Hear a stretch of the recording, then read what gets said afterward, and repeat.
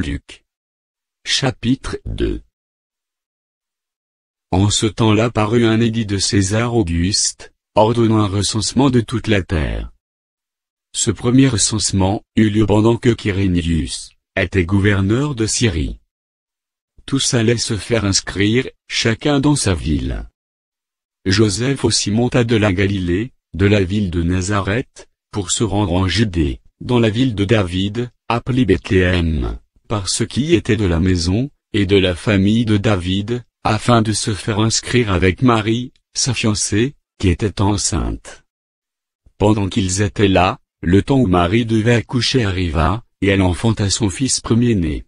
Elle l'emmaillota, et le coucha dans une crèche, parce qu'il n'y avait pas de place pour eux dans l'hôtellerie. Il y avait, dans cette même contrée, des bergers qui passaient dans les champs les veilles de la nuit, pour garder leurs troupeaux. Et voici, un ange du Seigneur leur apparut, et la gloire du Seigneur resplendit autour d'eux. Ils furent saisis d'une grande frayeur. Mais l'ange leur dit, « Ne craignez point, car je vous annonce une bonne nouvelle, qui sera pour tout le peuple le sujet d'une grande joie. C'est qu'aujourd'hui, dans la ville de David, il vous est né un Sauveur, qui est le Christ, le Seigneur. Et voici à quel signe vous le reconnaîtrez, vous trouverez un enfant emmailloté et couché dans une crèche. » Et soudain il se joignit à l'ange une multitude de l'armée céleste, louant Dieu et disant, « Gloire à Dieu dans les lieux très hauts, et paix sur la terre parmi les hommes qui l'agréent. » Lorsque les anges les eurent quittés pour retourner au ciel, les bergers se dirent les uns aux autres, « Allons jusqu'à Bethléem, et voyons ce qui est arrivé, ce que le Seigneur nous a fait connaître. » Ils y allèrent en hâte, et ils trouvèrent Marie et Joseph, et le petit enfant couché dans la crèche. Après l'avoir vu, ils racontèrent ce qui leur avait été dit au sujet de ce petit enfant. Tous ceux qui les entendirent furent dans l'étonnement de ce que leur disaient les bergers. Marie gardait toutes ces choses, et les repassait dans son cœur.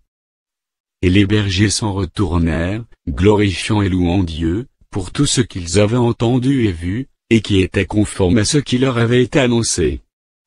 Le 8e jour, auquel l'enfant devait être circoncis, étant arrivé, on lui donna le nom de Jésus, nom qu'avait indiqué l'ange, avant qu'il fût conçu dans le sein de sa mère.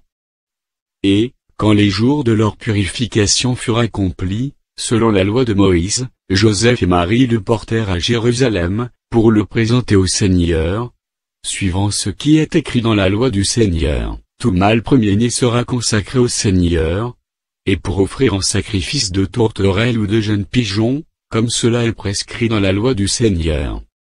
Et voici, il y avait à Jérusalem un homme appelé Siméon. Cet homme était juste et pieux, il attendait la consolation d'Israël, et l'Esprit Saint était sur lui. Il avait été divinement averti par le Saint-Esprit, qu'il ne mourrait point avant d'avoir vu le Christ du Seigneur.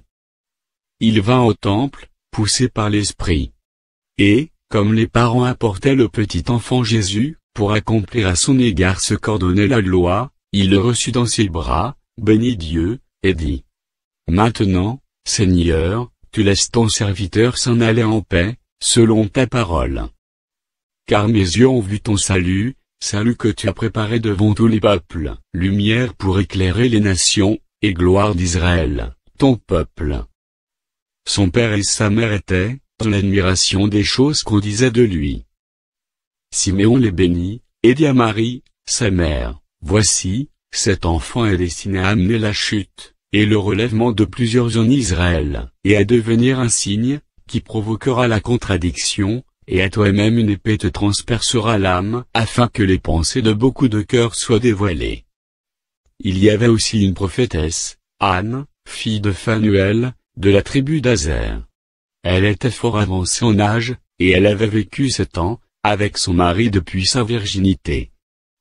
Restée veuve, et âgée de 84 ans, elle ne quittait pas le temple, et elle servait Dieu nuit et jour dans le jeûne et dans la prière. Étant survenue, elle aussi, à cette même heure, elle louait Dieu, et elle parlait de Jésus à tous ceux qui attendaient la délivrance de Jérusalem. Lorsqu'ils eurent accompli tout ce qu'ordonnait la loi du Seigneur, Joseph et Marie retournèrent en Galilée, à Nazareth, leur ville. Or, l'enfant croissait et se fortifiait. Il était rempli de sagesse, et la grâce de Dieu était sur lui. Les parents de Jésus allaient chaque année à Jérusalem, à la fête de Pâques. Lorsqu'il fut âgé de 12 ans, ils y montèrent, selon la coutume de la fête. Puis, quand les jours furent écoulés, et qu'ils s'en se retournèrent, l'enfant Jésus resta à Jérusalem. Son père et sa mère ne s'en aperçurent pas. Croyant qu'il était avec leurs compagnons de voyage, ils firent une journée de chemin, et le cherchèrent parmi leurs parents et leurs connaissances. Mais, ne l'ayant pas trouvé, ils retournèrent à Jérusalem pour le chercher. Au bout de 3 jours, ils le trouvèrent dans le temple, assis au milieu des docteurs, les écoutant et les interrogeant. Tous ceux qui l'entendaient étaient frappés de son intelligence et de ses réponses. Quand ses parents le virent, ils furent saisis d'étonnement, et sa mère lui dit, « Mon enfant, pourquoi as-tu agi de la sorte avec nous? Voici, ton père et moi, nous te cherchions avec angoisse. » Il leur dit, « Pourquoi me cherchiez-vous? Ne saviez-vous pas qu'il faut que je m'occupe des affaires de mon père? » Mais ils ne comprirent pas ce qu'il leur disait. Puis il descendit avec eux pour aller à Nazareth, et il leur était soumis. Sa mère gardait toutes ces choses dans son cœur.